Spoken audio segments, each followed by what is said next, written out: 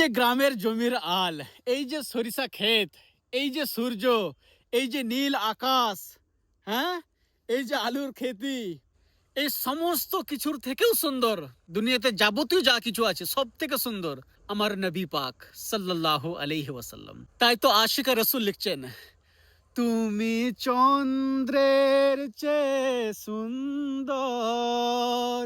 তুমি পুষ্পের চেয়ে মনোহর,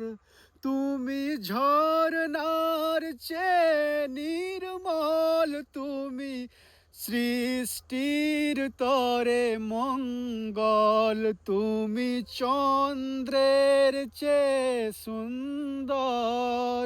তুমি পুষ্পের চেয়ে মনোহর, তুমি পাহাড়ের চেয়ে অবিচল, তবু ব্যাঘ্রের চেয়ে মনোবল, তুমি পাহাড়ের চেয়ে অবিচল, তবু ব্যাঘ্রের চেয়ে মনোবল, তুমি হরিণীর চেয়ে হুঁশিয়ার, তুমি রহমত সারা দুনিয়ার, ইয়া রাসূলুল্লাহ, তুমি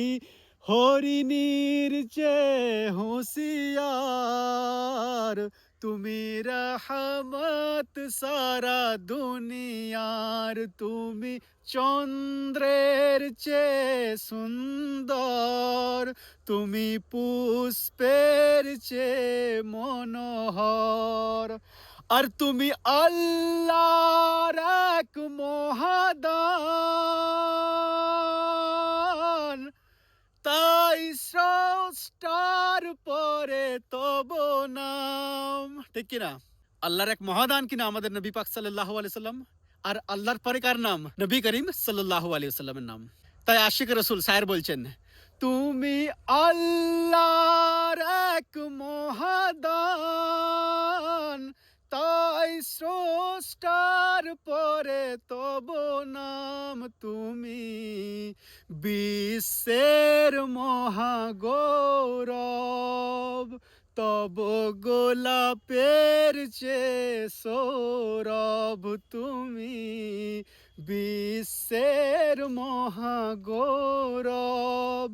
তব গোলাপের চেয়ে সৌরভ, তুমি চন্দ্রের চেয়ে সুন্দর, তুমি পুষ্পের চেয়ে